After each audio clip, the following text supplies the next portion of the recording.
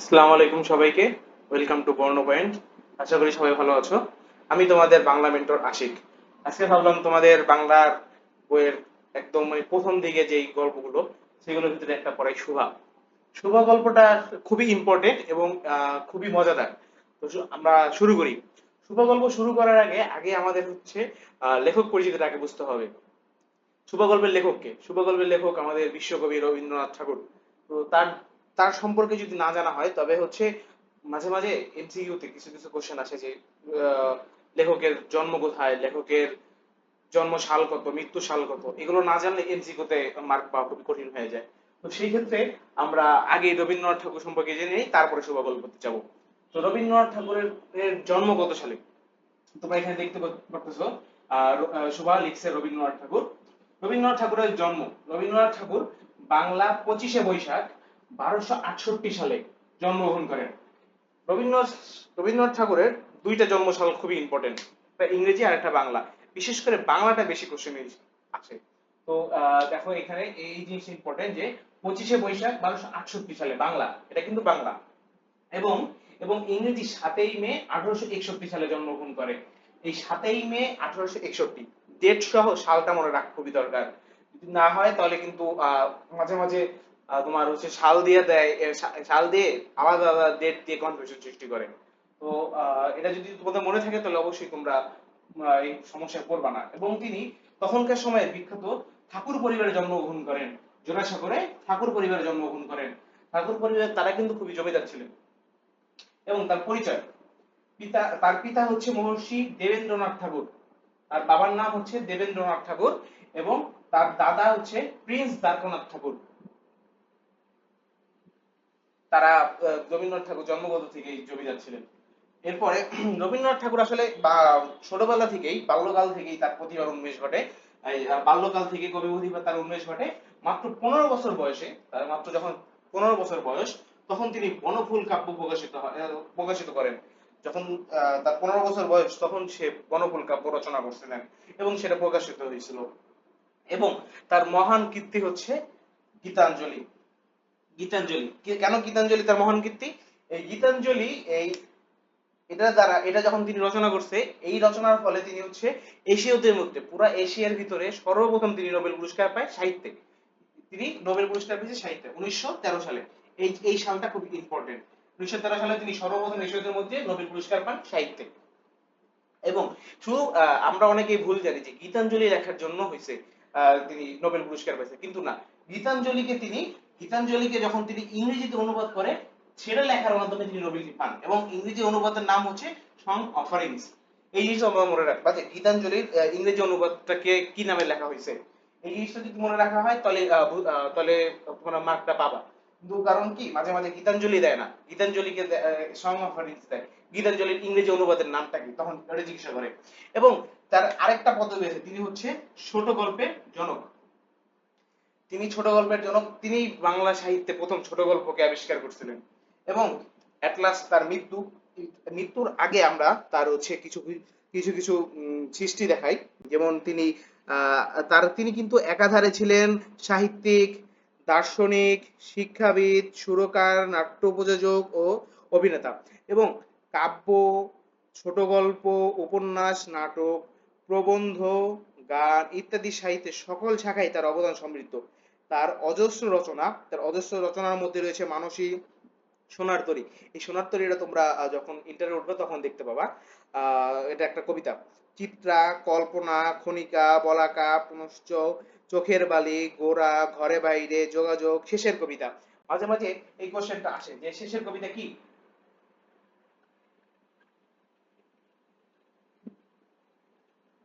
শেষের কবিতা কি? এখন তোমরা অনেকেই ভাবতে পারবা যে যেহেতু শেষের কবিতা কবিতা বলা আছে যেহেতু অবশ্যই এটা কবিতা, কিন্তু না। শেষের কবিতা একটা উপন্যাস। এই জিনিসটা সবসময় আসে। অনেক সময় এই কোশ্চেনটা এমসিকিউতে এসে পড়ে।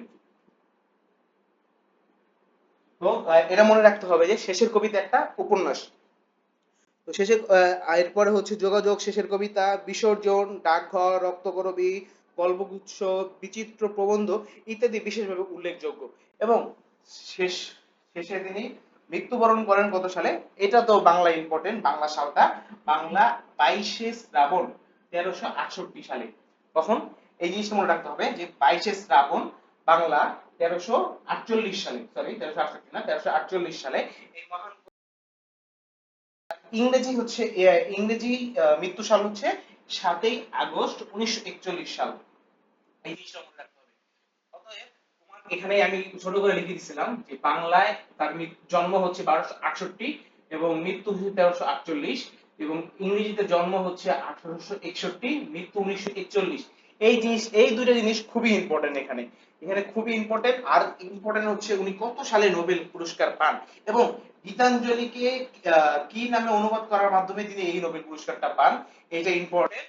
আর তিনি কত বছর বয়সে তিনি হচ্ছে বনফুল কাব্যটা প্রকাশিত হয় তার, এবং হালকা ইম্পর্টেন্ট তার বাবার নাম এবং তার দাদার নাম। আর আর এছাড়া হচ্ছে তার মহান জিনিস এই লেখক পরিচিতিতে নাই, কিন্তু আমি তোমাকে বলে দিলাম যে তিনি হচ্ছে ছোট গল্পের জনক ছিল। এবং শেষের কবিতা কি? শেষের কবিতাটি একটি উপন্যাস। তো আমরা শোভা গল্পের এতক্ষণ লেখক পরিচিতি পড়তেছিলাম, এখন আমরা শোভা গল্পের মেন গল্পেতে যাই। তো শোভা গল্পে লেখা কি ছিল, যে প্রথমে যে আমরা দেখি মেয়েটির নাম যখন সুভাষিনী রাখা হয়েছিল, তাহলে মেয়েটির নাম কি ছিল? সুভাষিনী। সুভাষিনী, সুভার পুরা নাম কি? সুভাষিনী। সুভার পুরা নাম সুভাষিনী রাখা হয়েছিল, তখন কে জানিত সে বোবা হইবে। এখন সুভাষিনী মানে কি? সুভাষিনী মানে হচ্ছে যার ভাষা সুন্দর, যার ভাষা সুন্দর। এখন তার এখানে কি বলেছে যে মেয়েটির নাম যখন সুভাষিনী রাখা হয়েছিল তখন কে জানিত সে বোবা হইবে। তার মানে কি, যখন সে জন্মানোর পরে তার নাম যখন সুভাষিনী রাখা হয়েছিল তখন সে কেউ তো জানতো না যে সে বোবা হইবে। তার মানে কি, তার ভাষা যার সুন্দর, নামের সাথে অর্থের মিল হলো না, তার বাস্তবের জীবনের মিল হলো না। তারপরে দেখি আমরা তাহার দুটি বড় বোনকে সুকেশিনী ও সুহাসিনী নাম দেওয়া হয়েছিল। তার দুটি বড় বোনের নাম কি ছিল? বড় বোন দুটির নাম, একজনের নাম হচ্ছে সুকে সুকেশিনী এবং আরেকজনের নাম হচ্ছে সুহাসিনী। সুহাসিনী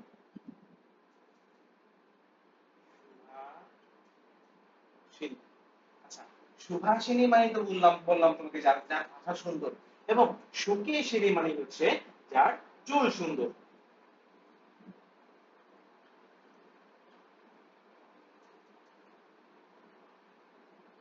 চুল সুন্দর, সুকেশিনী, কেশ মানে চুল, এবং সুহাসিনী, তোমরা অনেকেই জানো সুহাসিনী মানে কি। সুহাসিনী মানে যার হাসি সুন্দর।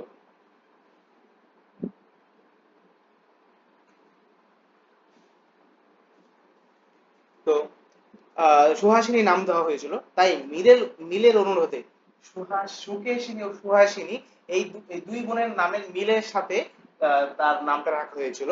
বলা হয়েছে যে তাই মিলের অনুরোধে তাহার বাপ ছোট মেয়েটির নাম সুভাষিনী রেখেছিলেন। এখন এখন সকলে তাহাকে সংক্ষেপে সুভা বলে। সুভাষিনী সংক্ষেপে কি বলে?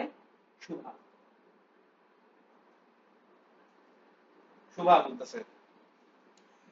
দস্তুর মতো অনুসন্ধান ও অর্থ ব্যয়ে বড় দুটির মেয়ের বিবাহ হইয়াছে। দস্তুর মতো মানে কি? দস্তুর মতো মানে কোনো খুঁত ছাড়া বা বিস্তর ভাবে,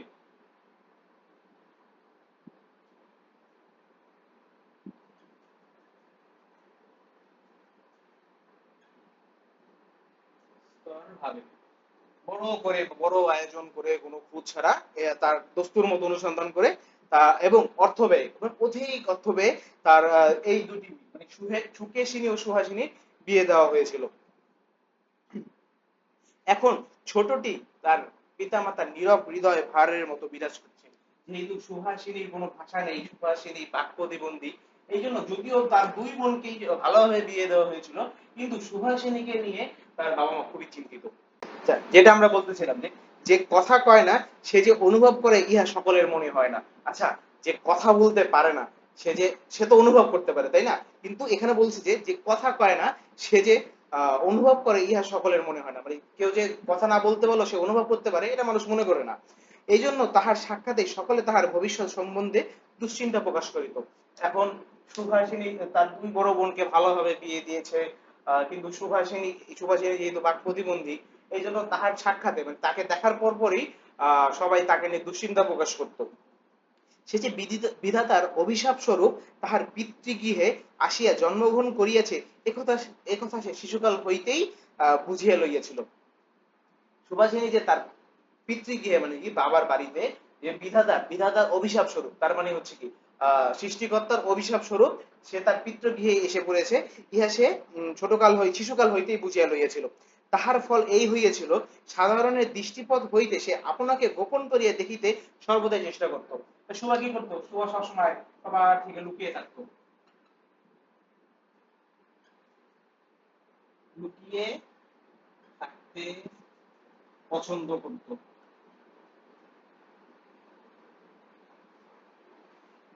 শুভা আসলে নিজেকে খুবই মানে বিধাতার অভিশাপ স্বরূপ মনে করতো, এই জন্য সে আসলে সবার সামনে যেত না এবং সবার থেকে একটু লুকিয়ে লুকিয়ে থাকা পছন্দ করতো।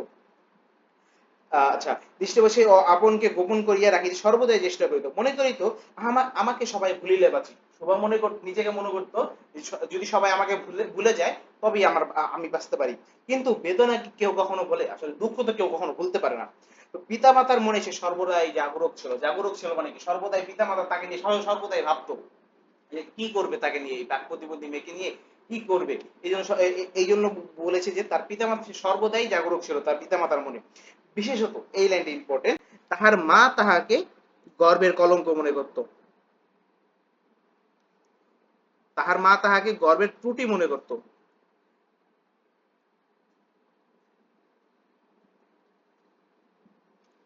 ত্রুটি স্বরূপ দেখতেন, তার মা তাহাকে গর্বের ত্রুটি স্বরূপ দেখতেন।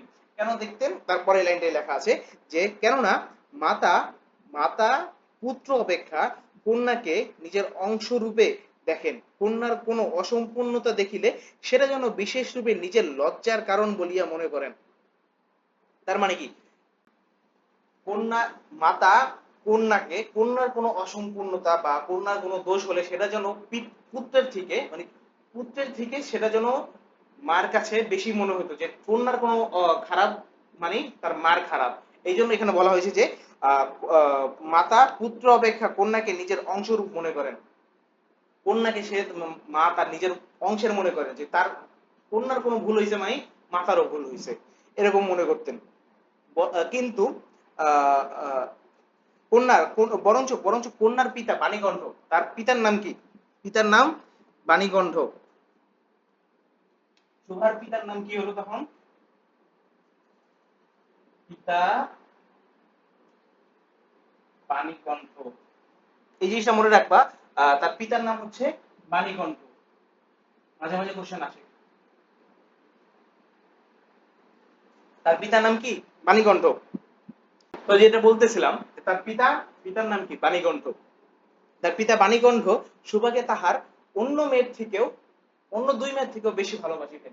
সুখী সিংহ ও সুভাষিনীর থেকেও পিতা বাণীকণ্ঠ সুভাষিনীকে, তার ছোট মেয়ে সুভাষিনীকে বেশি ভালোবাসিতেন। যদিও তার মা তাকে গর্বের কলঙ্ক মনে করত, কিন্তু তাও বাণীকণ্ঠ তার মেয়েকে সুভাষিনীকে বেশি ভালোবাসতেন। কিন্তু মাতা তাহাকে নিজের গর্বের কলঙ্ক জ্ঞান করিয়া তাহার প্রতি বড় বিরক্ত ছিলেন। তার প্রতি বিরক্ত ছিলেন, মাতা তাকে নিজের গর্বের কলঙ্ক মনে করে শুভার প্রতি তার মা খুবই বিরক্ত ছিলেন। শুভার কথা ছিল না, শুভার কথা ছিল না, কারণ কারণ কি? সে বোবা ছিল অবশ্যই। কিন্তু তাহার সুদীর্ঘ পল্লব বিশিষ্ট বড় বড় দুটি কালো চোখ ছিল। শুভার কি ছিল? এই জিনিস ইম্পর্টেন্ট। শুভার কথা ছিল না, কিন্তু তার সুদীর্ঘ পল্লব বিশিষ্ট, সুদীর্ঘ পল্লব বিশিষ্ট দুটি চোখ ছিল।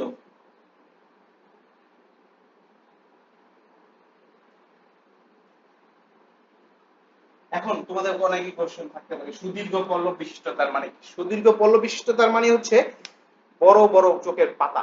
তো বড় বড় চোখের পাতা সহ দুটি চোখ ছিল। সুভার কি ছিল? এই জিনিসটা কোশ্চেন আসতে পারে। সুদীর্ঘ পল্লব বিশিষ্ট দুটি চোখ ছিল এবং তাহার উষ্ঠাধর হরের আভাস মাত্র কচিকিশলয়ের মতো কাঁপিয়া উঠিত।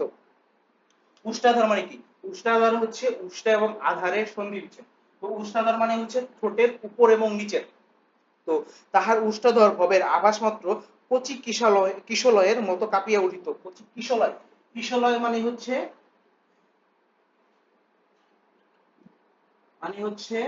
পাতা, মানে কচি কিশলয়ের মতো মানে কি, মানে নতুন পাতা বা নতুন হ্যাঁ ছোট পাতার মতো সেগুলো কেঁপে উঠতো যখন সে হচ্ছে কোনো কিছুর আভাস পাইতো।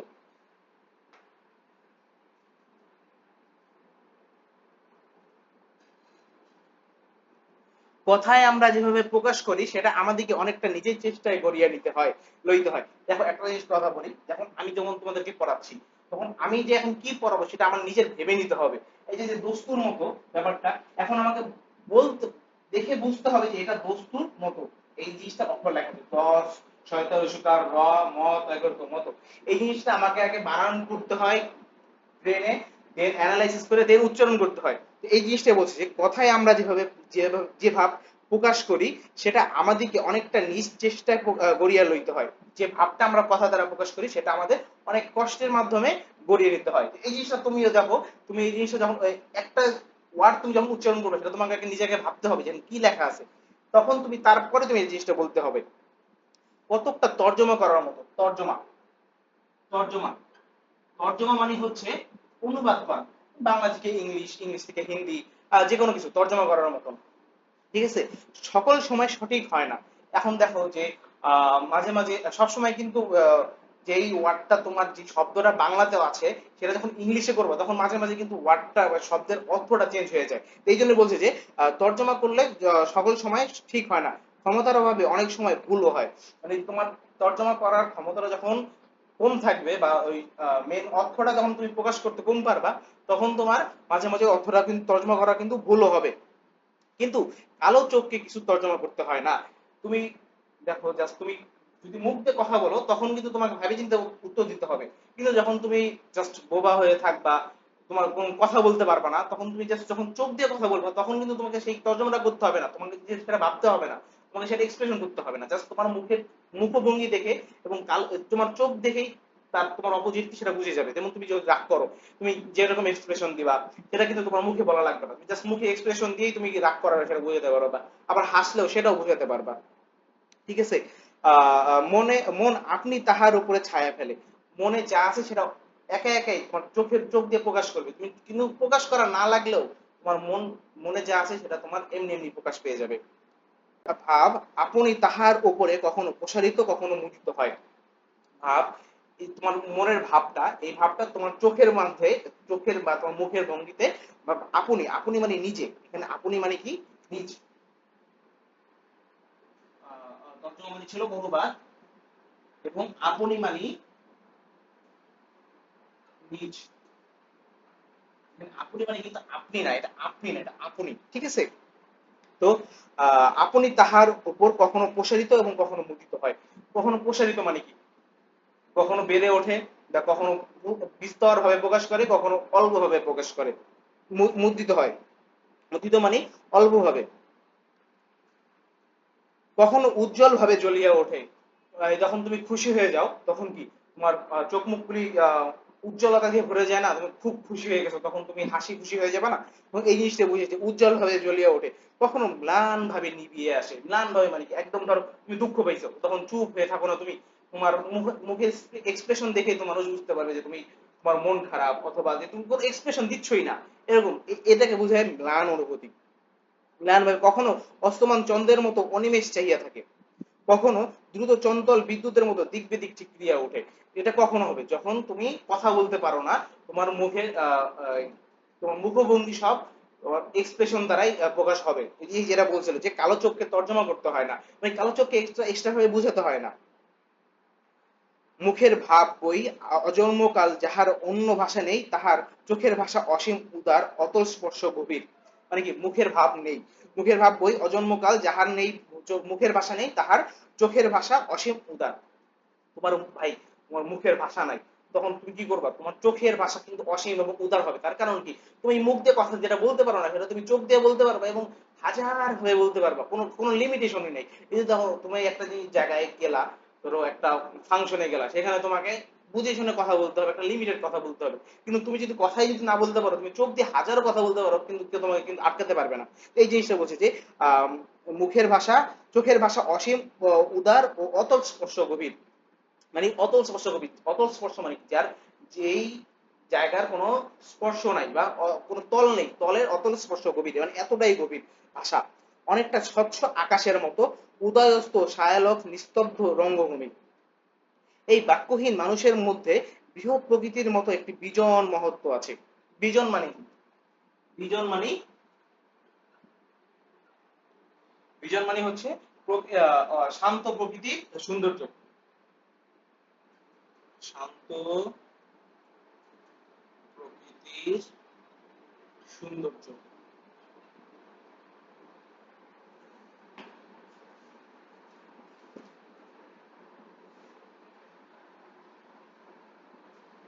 শান্ত প্রকৃতির সৌন্দর্য, তার মানে হচ্ছে বিজন।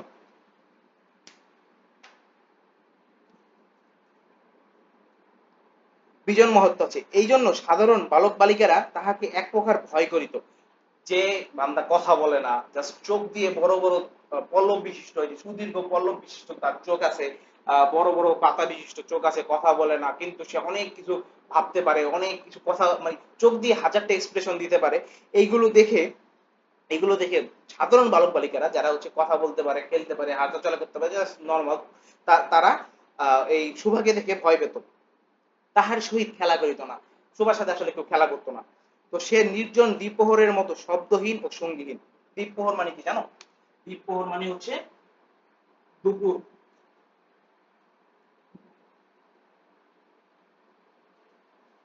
দ্বীপপ্রহর মানে কি? দুপুর। এখানে কি বলেছে যে সে নির্জন দ্বীপপ্রহরের মতো শব্দহীন ও সঙ্গীহীন। দেখবা দুপুরে খাওয়া দাওয়া করার পরে গ্রামের দিকে, দুপুরে 3টা 4টার দিকে, দুপুর পুরা গ্রামটা একদম শব্দহীন, একদম নিশ্চিহ্ন থাকে। কারণ কি, দুপুরে যখন গ্রামের মানুষ খাওয়া দাওয়া করার পরে সবাই প্রায় ঘুমায় পড়ে বা রেস্ট নেয়, কেউ কেউ হচ্ছে বাসায় থাকে, অনেকেই বাসায় থাকে। তো এই জন্য কবি তুলনা করেছে যে নির্জন দ্বীপপ্রহরের মতো সে সঙ্গীহীন ও শব্দহীন।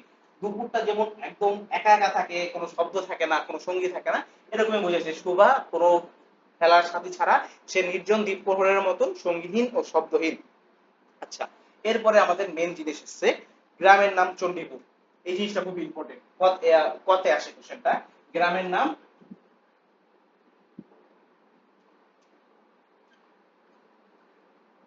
চণ্ডীপুর,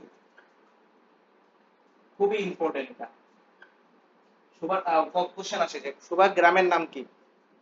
সুভার গ্রামের নাম চণ্ডীপুর। আচ্ছা, এবার নদীটি বাংলাদেশের একটি ছোট্ট নদী। তার মানে কি বোঝা যাচ্ছে, তার গ্রামে একটি নদী আছে, ছোট একটা নদী। আম, একটি ছোট নদী, গৃহস্থ ঘরের মেয়েটির মতো বহুদূর পর্যন্ত তাহার প্রসার নহে। নির্লসা তন্নী নদীটি আপন কুল রক্ষা করিয়া কাজ করিয়া যায়। নিরলসা মানে হচ্ছে নিরলস। নিরলসা বুঝাইতে হচ্ছে নিরলস মানে কোনো অলসতা নেই তার ভিতরে, সে একদম একাধারে চলতেই আছে, চলতেই আছে। ঠিক আছে। আচ্ছা, রক্ষা করিয়া নিজের আপন কুল রক্ষা করিয়া, দুই ধারের কুল রক্ষা করিয়া নদীটি একা একা নিজের মতো চলতেই থাকে। দুই ধারে গ্রামের সকলের সঙ্গেই তাহার যেন একটা না একটা সম্পর্ক আছে। গ্রামের লোকেরা বেশিরভাগ যারা নদীর পাড়ের লোক, তারা কিন্তু তাদের বেশিরভাগ হচ্ছে নদীর পাড়ের লোক যারা, তারা হচ্ছে নদীর পানির উপরে বেশি নির্ভর।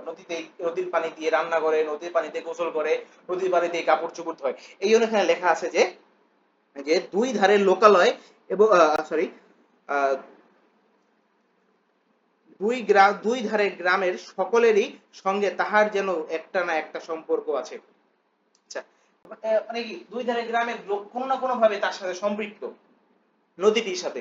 দুই ধারের লোকালয় এবং তরুচ্ছায়া ঘন উচ্চ তট, নিম্নতল দিয়ে গ্রামলক্ষ্মী স্রোতস্বিনী অত্যবিস্মিত দ্রুত পদক্ষেপ প্রফুল্ল হৃদয়ে আপন সংখ্যার কল্যাণ কার্য চলিয়া যাচ্ছে। আবার আমি ছোট করে বলি যে দুই ধারের লোকালয়, নদীর দুই পাশের লোকালয়, এই যে নদী ধরো, এই যে নদী পার হচ্ছে এগুলো পার, এই পাশে একটা গ্রাম, এই পাশে একটা গ্রাম, দুই ধারের লোকালয়কেই তরুদ ছায়া ঘন উচ্চতর। তরুদ ছায়া ঘন মানে কি, গাছপালা দিয়ে আবৃত একটা ঘন এলাকা, তরুদ ছায়া ঘন আবৃত এলাকা। নিম্নতল দিয়ে গ্রাম লক্ষ্মী স্রোতস্বিনী। গ্রাম লক্ষ্মী স্রোতস্বিনী কেন বলা হয়েছে? স্রোতস্বিনী মানে কি, নদী। স্রোতস্বিনী মানে নদী। মনে রাখবা যে স্রোতস্বিনী মানে নদী। আচ্ছা, স্রোতস্বিনী মানে হচ্ছে নদী। তো গ্রামলক্ষ্মী স্রোতস্বিনী কেন বলা হয়েছে? এই নদীটা গ্রামের সকলের উপকার করে যাচ্ছে। তোমার গ্রামে যখন যাবা তখন দেখবা যে ফসলের জমিতে বেশিরভাগ থেকে খালের থেকে অথবা নদী থেকে পানি আসে। এই নদীতে গ্রামের মানুষ গোসল করে, এই নদীতে গ্রামের মানুষ কাপড় চোপড় ধোয়। তো এই জন্য বলা হয়েছে গ্রামলক্ষ্মী স্রোতস্বিনী আত্মবিস্মিত দ্রুত পদক্ষেপে প্রফুল্ল হৃদয়ে আপনার অসংখ্য কল্যাণ কার্য চালায় যাচ্ছে। আপনার অসংখ্য মানে নদীর অসংখ্য কল্যাণ কাজ চালায় যেতেছে। এই যে নদীর পানির দ্বারা যে গ্রামের মানুষ যে কল্যাণ হচ্ছে, এটা দ্বারা এটা সে কি করছে? নদীরই তার কল্যাণ কাজ চালিয়ে যেতেছে, এটাই বুঝাইছে। আচ্ছা, এরপরে হচ্ছে আমরা উম, পরের প্যারাটা হচ্ছে বাণীকণ্ঠের ঘর নদীর একেবারেই উপরে। বাণীকণ্ঠের ঘর কোথায়? একদমই উপরে। আমি,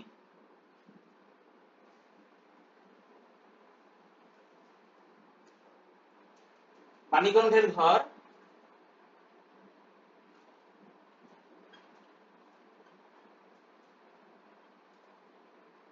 নদীর একদমই উপরে, অথবা এই একদমই উপরে তার মানে বুঝাচ্ছে কি নদীর একদমই পাশে। ঠিক আছে? তাহার বাখারির বেড়া, এই জিনিসগুলো ইম্পর্টেন্ট যে এখানে তার কি কি ছিল? তাহার বাখারির বেড়া, আটচালা ঘর, গোয়াল ঘর, ঢেকিশালা। ঢেকিশালা তোমরা যারা গ্রামে আছো তারা চিনবা। ঢেকিশালা আগে এই গম তারপরে ধান এগুলো ঢেকি দিয়ে পিষে তারপরে বানানো হতো। এরপরে হচ্ছে খড়ের স্তূপ, তেঁতুল তলা, আম আম কাঁঠাল এবং কলার বাগান রয়েছে। বাণীকণ্ঠের এই জিনিসটা কিন্তু ইম্পর্টেন্ট আসে কোশ্চেনে, যে বাণীকণ্ঠের ঘরে কয় রকমের ফলের গাছ রয়েছিল? তাহলে কি হলো? তেঁতুল তলা, আম কাঁঠাল এবং কলার বাগান। নৌকাবাহী মাত্রই দৃষ্টি আকর্ষণ করে। বাণীকণ্ঠ ঘরটা এত বড় ছিল এবং এত সুন্দর ছিল যে নৌকা এখান দিয়ে ধরো কোনো একটা নৌকা যাচ্ছে, আর এখানে ধরো বাণীকণ্ঠের ঘর। তো নৌকাবাহীরা মাত্রই মানে অবশ্যই তার দৃষ্টি এই ঘরের আকর্ষণ করবে। ঘরটাকে দেখে এত সুন্দর, ঘরটা দিকে একবার না একবার তাকাবেই, মাত্রই দৃষ্টি আকর্ষণ করে। এই গৃহস্থ সচ্ছলতার মধ্যে বোবা মেয়েটি কাহারও নজরে পড়ে কিনা জানি না। বাণীকণ্ঠের সচ্ছলতা রয়েছে, মানে বাণীকণ্ঠ একটু বড় লোক, ঠিক আছে? তো এই বাণীকণ্ঠের এই সচ্ছলতার মধ্যে বা বড় লোকের ভিতরে বোবা মেয়েটি কি কারো চোখে পড়ে কিনা তা কবি জানে না। কবি সুভার সম্পর্কে এই জিনিসটা জানে না যে এই যখন নৌকাভাই মানুষরা যায় তখন বাণীকণ্ঠের ঘর দেখার পর পরে কি সুভাকে দেখে বা সুভার প্রতি চোখ পড়ে নৌকাভাই মানুষের। কিন্তু কাজকর্ম যখনই অবসর পায় তখনই সে নদীর তীরে আসিয়া বসে। সুভার যখনই কাজ শেষ হয়ে যায়, যখনই সে একটু অবসর পায় তখনই সে নদীর তীরে গিয়ে বসে। প্রকৃতি যেন তাহার ভাষার অভাব পূরণ করিয়া দেয়। প্রকৃতি একটা নির্বাক, সুভাও নির্বাক। তো এই জন্য প্রকৃতির সাথে সে নির্বাকে কথা বলতে পারে। আসলে এটা হচ্ছে কাল্পনিক অর্থে, প্রকৃতির সাথে কথা বলা যায় না। তাও এখানে বলা হয়েছে যে প্রকৃতি যেন তাহার ভাষার অভাব পূরণ করিয়া দেয়, যেন তাহার হইয়া কথা বলে, মানে তাহার সাথে কথা বলে।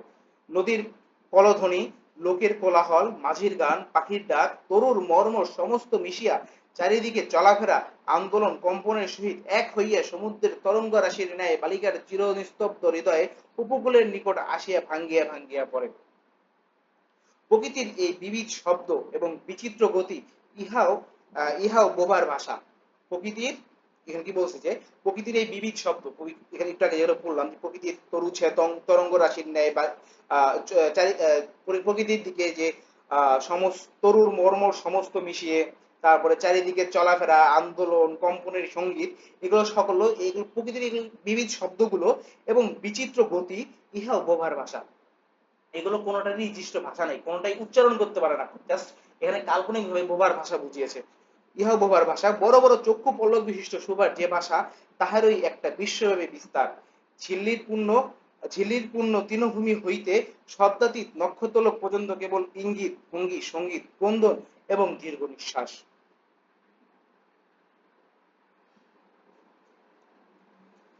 এবং মধ্যাহ্নে যখন মাঝিরা জেলেরা খাইতে যাইতো, ওই যে আমি তুমি একটু আগে বলছি যে গ্রামে হচ্ছে গ্রামের মানুষ হচ্ছে মধ্যাহ্ন, মধ্যাহ্ন মানে কি দুপুর, মধ্যাহ্ন মানে দিনের মধ্য অংশ, যেটা হচ্ছে তোমাদের দুপুর, তোমাদের দুপুর বুঝো। দুপুরে যখন এখানে কি বলছে যে মধ্যাহ্নে যখন মাঝিরা এবং জেলেরা যখন খাইতে যাইতো, তখন কি হতো, যাইতো গৃহস্থরা ঘুমাইতো। গৃহস্থরা মানে কি ঘরের, যারা ঘরে থাকে, ঘরের মেয়েরা, ঘরের ঘরের মানুষরা ঘুমাইতো। পাখিরা ডাকিতো না, পাখিরা ডাকিতো না। খেয়া নৌকা বন্ধ থাকিত। যদি মাঝিরা বা জেলেরা যদি খাইতে যাইতো, তাহলে তো যে পাড়ে এসে খেয়া নৌকা হচ্ছে যেটা দ্বারা হচ্ছে মাঝিরা বা জেলেরা মাছ ধরে অথবা মানুষ পারাপার করে, ওই নৌকাকে বুঝাইছে। ওই নৌকা যখন ঘাটে বাঁধা থাকিত, স্বজন জগৎ সমস্ত কাজকর্মর মাঝখানে সহসা থামিয়া গিয়া ভয়ানক বিজন মূর্তি ধারণ করিত। যখন সকল কিছু, গ্রামে গ্রামে অবশ্যই গ্রামে বুঝাচ্ছে, যখন সকল কিছু, যখন তোমার কাজকর্ম বন্ধ করিয়া নদীর মাঝখানে নদীর পাশে যখন সকল কাজকর্ম বন্ধ করিয়া থাকে এবং মধ্যাহ্নে, তখন এক বিজন ভয়ঙ্কর মূর্তি ধারণ করে, বিজন মূর্তি ধারণ করিত। কারণ কি, পুরা গ্রাম ফাঁকা, গ্রামে কোনো চিহ্ন নাই, কোনো কথাবার্তা নাই, কিচ্ছু নাই, এই জিনিসটা বুঝাইছে। তখন রুদ্র মহাকাশের তলে কেবল একটি বোবা প্রকৃতি এবং একটি বোবা মেয়ে মুখোমুখি চুপ করিয়া বসে থাকিত। রুদ্র মহাকাশে বলতে কিছু, রুদ্র মানে কি রোদ, রুদ্র মহাকাশে যে রোদের নিচে কেবল একটি বোবা প্রকৃতি, বোবা প্রকৃতি কি বুঝালাম, ওই যে প্রকৃতিটা নিশ্চুপ নিষ্প্রাণ প্রকৃতি, এবং একটি বোবা মেয়ে মুখোমুখি চুপ করিয়া বসে থাকিত। যখন সবাই খাইতে যেত, ঘুমাইতো বা পাখিরা ডাকিত না, তখন এই প্রকৃতি এবং বোবা শুভা একা একা একে অপরের সম্মুখে বসে থাকিত, একজন সুবিস্তীর্ণ রৌদ্রে এবং একজন ক্ষুদ্র তরুণ ছায়ায়। মানে একজন সুবিস্তীর্ণ রৌদ্রে মানে প্রকৃতিটা কি, প্রকৃতিটা থাকবে সুবিস্তীর্ণ রৌদ্রে, মানে অনেক বড় রৌদ্রের নিচে প্রকৃতিটা আছে, এবং একজন ক্ষুদ্র তরুণ ছায়া। তরুণ ছায়া মানে কি, গাছের ছায়া, অল্প ছোট গাছের ছায়ায়। শোবার যে দুটি কত অন্তরঙ্গ বন্ধুর দল ছিল না তাহা নয়। মানে কি, এই জিনিসটা অর্থ হচ্ছে শোবার যে কিছু কিছু বন্ধু ছিল না। শোবার তো প্রথমে আমরা যখন পড়েছিলাম যে শোবার কোনো বন্ধু নাই, শোভাকে দেখে সবাই ভয় পায়, তার সুদীর্ঘ পল্লবী, সে কথা বলতে পারে না, ইত্যাদির কারণে নর্মাল মানুষরা, নর্মাল বাচ্চারা আমার সাথে খেলে না। কিন্তু শোবার যে গুটি কত মানে কিছু কিছু অন্তরঙ্গ বন্ধুর দল ছিল না তা না, গোয়ালের দুটি গাভী, এই জিনিসটা ইম্পর্টেন্ট, যে গোয়ালের দুটি গাভী, তাহাদের নাম সর্বাসী ও পাঙ্গলি। দুটি গাভীর নাম কি,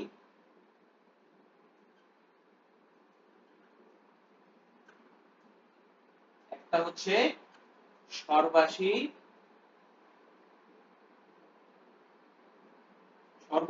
সর্বশী, আর একটা হচ্ছে পাঙ্গলি।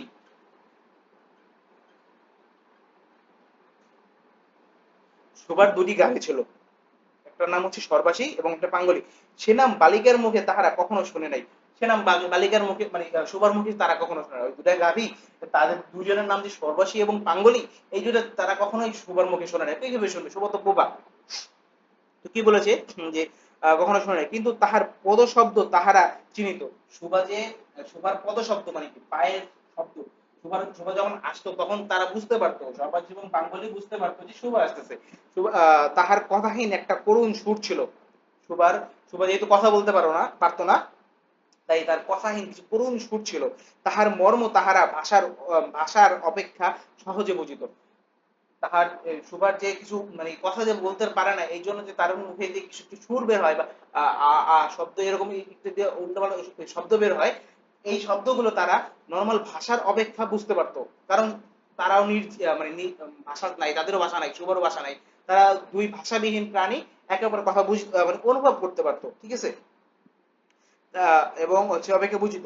সুভা কখন তাহাদের আদর করিতেছে, শোভা যে কখন সর্বাজী এবং পাঙ্গলিকে আদর করিতেছে এবং কখন ভৎসনা করিতেছে। ভৎসনা মানে কি, রাগ বা মানে তোমাদের রাগ করা অথবা হচ্ছে বকা দেওয়া।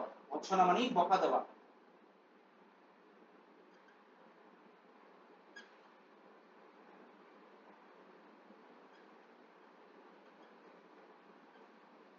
বকা দেওয়া তো বুঝোই তোমরা, ভৎসনা। তো এবং হচ্ছে কখন কখন মিনতি করিতেছে, মানে কখন মিনতি, কখন আদর করতেছে, বা কখন হচ্ছে দয়া করে বলতেছে তোরা এটা করিস না, এরকম বুঝাইতেছে। মিনতি করেছে সেটা তাহারা মানুষের অপেক্ষা ভালো বুঝিত। সুবা কখন তাদেরকে বকা দিত, কখন আদর করত, সেটা তারা মানুষের থেকেও এই সর্বাসী এবং পাঙ্গলি বেশি ভালোবাসিত।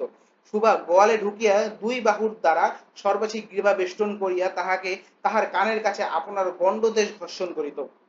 সুবা কি করতো দেখো, সুবা সে গোয়ালে ঢুকিয়া দুই বাহুর দ্বারা, গোয়ালে যখন ঢুকে সে দুই হাত দ্বারা সর্বাসীর, তার এই জিনিসটা মনে রাখতে হবে, সর্বাজিৎ গ্রীবা বেষ্টন করিত। গ্রীবা বেষ্টন করিত মানে কি? বেষ্টন মানে হচ্ছে দড়িয়ে ধরা বা আটকে রাখা। গ্রীবা মানে হচ্ছে গলার এই এই জায়গাটা, এবং গাভীর গলার জায়গাটা বেষ্টন করিয়া তাহাদের কানের কাছে আপনার গণ্ডদেশ ঘর্ষণ করিত। গণ্ডদেশ মানে গলার নিচের অংশটুকু। সর্বাসীর গলার সাথে সেরকম করে জড়াই ধরে নিজের গলা ঘষাঘষি করতো, এবং পাঙ্গলি স্নিগ্ধ দৃষ্টিতে তাহার প্রতি নিরীক্ষণ করিয়া তাহার গা চাটিত। মানে এই পাঙ্গলি গাভীটা তাহার দিকে মানে স্নিগ্ধ দৃষ্টিতে তাকাই থেকে তার গা চাটতো। এখানে এরকম বুঝাইছে কবি। এবং বালিকা দিনের মধ্যে নিয়মিত 3 বার করিয়া গোয়াল ঘরে যাইত। এই জিনিসটা ইম্পর্টেন্ট। শোভা কয়বার গোয়াল ঘরে যাইত? এই কোশ্চেনটা আসতো। 3 বার নিয়মিত যেত। কোথায়? গোয়াল ঘরে।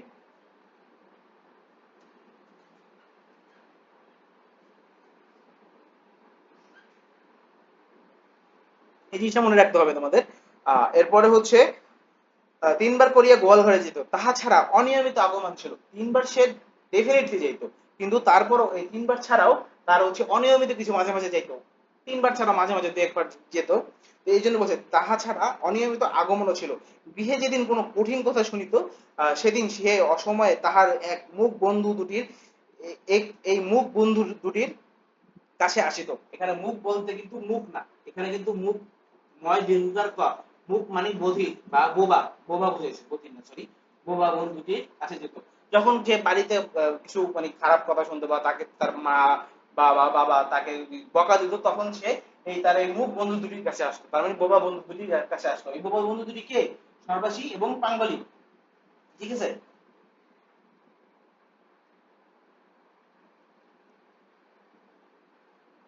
তাহার সহিষ্ণুতাপূর্ণ পরিপূর্ণ বিষাদ শান্ত দৃষ্টিপাত হইতে তাহারা কি একটা অন্ধ অনুমান শক্তির দ্বারা বালিকার মর্মবেদনা যেন বুঝিতে পারিত।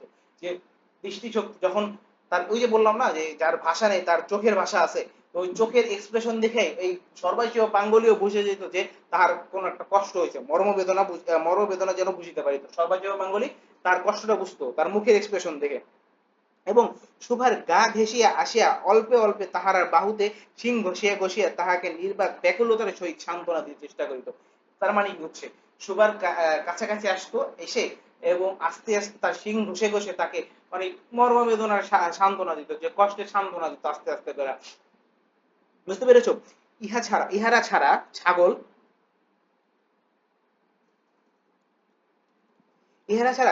এবং বিড়াল শাবকও ছিল, কিন্তু তাহাদের সহিত সুবার এরূপ এরূপ সমকক্ষ ভাবে মৈত্রী ছিল না। এছাড়া কি কি ছিল? সর্বাসী ও পাঙ্গুলি বাদেও, সর্বাসী এবং পাঙ্গুলি বাদেও তার কে কে বন্ধু ছিল? একটা ছাগল এবং একটা বিড়াল। কিন্তু এই ছাগল এবং বিড়ালের সাথে সর্বাসী এবং পাঙ্গুলির মতো সম্পর্ক কিন্তু এতটা ভালো ছিল না। মানে সর্বাসী এবং পাঙ্গুলির মতো সাথে সুরবার যেরকম সম্পর্ক ছিল, সেরকম সম্পর্ক কিন্তু ছাগল এবং বিড়ালের সাথে ছিল না। আচ্ছা, সমকক্ষ মৈত্রী ছিল না, তথাপি তাহার যথেষ্ট অনুগত্য প্রকাশ করিত। তারপরও এদের মতো সম্পর্ক ভালো না থাকলেও তারাও এই ছাগল এবং বিড়াল তার অনুগত্য প্রকাশ করিত। ঠিক আছে। এরপরে হচ্ছে বিড়াল শিশুটি দিনে এবং রাতে যখন তখন শোবার গরম কোলটি নিঃসংকোচ অধিকার করিয়া সুখ নিদ্রার আয়োজন করিত। মানে কি, এই বিড়াল শাবকের যখন সকাল হোক আর বিকাল হোক, যখন তার ঘুম পাইতো সে শোবার কোলে এসে, শোবার গরম কোলে এসে সে সুখ নিদ্রার আয়োজন করিত। মানে কি, সে ঘুমানোর আয়োজন করত, শান্তির একটা ঘুমের জন্য সে শোবার কোলে এসে বসতো। এবং সুবা তাহার গ্রীবা এবং পৃষ্ঠে কোমল আঙ্গুলি বুলাইয়া দিলে যে তাহার নিদ্রাকর্ষণে বিশেষ সহায়তা হয়, ইঙ্গিতে এরূপ অভিপ্রায় প্রকাশ করিত। তার মানে কি, সুবা যখন তার গণ্ডদেশ বা গ্রীবা পৃষ্ঠে কোমলে যখন ঘাড়ে বা মাথায় যখন আদর করে দিত, তোমাদের দেখবা যাদের বিড়াল আছে তারা যখন তাদের ওদের ঘাড়ে বা মাথায় একটু আদর করে দেয়, তখন তারা চোখ বন্ধ করে একদম মনে হয় কি তারা অনেক শান্তি পাচ্ছে, এরকম এরকম একটা ভাব তাদের কি চোখ মুখে প্রকাশ প্রকাশ পায়। এটাই লিখেছে যে বিষ্ণুকুমার আঙ্গুলি বুলাই দিলে যে তাহার নিদ্রাকর্ষণে বিশেষ সহায়তা হয়, ইঙ্গিতে এরূপ অভিপ্রায় প্রকাশ করিত। উন্নত শ্রেণীর জীবের মধ্যে সুবার আরো একটি সঙ্গী জুটিয়াছিল। উন্নত শ্রেণীর জীব কি? এখন সর্বাসী এবং পাঙ্গল এই দুটাই গাভী, ছাগল, বিড়াল, এরা তো প্রাণী। এখানে কি বুঝাইছে যে উন্নত শ্রেণীর দুটি জীব, উন্নত শ্রেণীর জীবের সাথে একটি সঙ্গে তার সঙ্গী জুটিয়াছিল, কিন্তু তাহার সহিত বালিকার ঠিক কিরূপ সম্পর্ক ছিল তাহা নির্ণয় করা কঠিন। কারণ কি, এই জিনিসটা পরে বুঝতে পারবা যে কেন কঠিন হয়েছে। নির্ণয় করা কঠিন কারণ সে ভাষা বিশিষ্ট জীব। যে উন্নত শ্রেণীর প্রাণীটির সাথে তার সম্পর্ক ভালো সম্পর্ক ছিল বা বন্ধুত্ব ছিল, সে একজন ভাষা ভাষা ভাষা জীব, ভাষা বিশিষ্ট জীব। আর সুভা কি? সুভা হচ্ছে ভাষাহীন।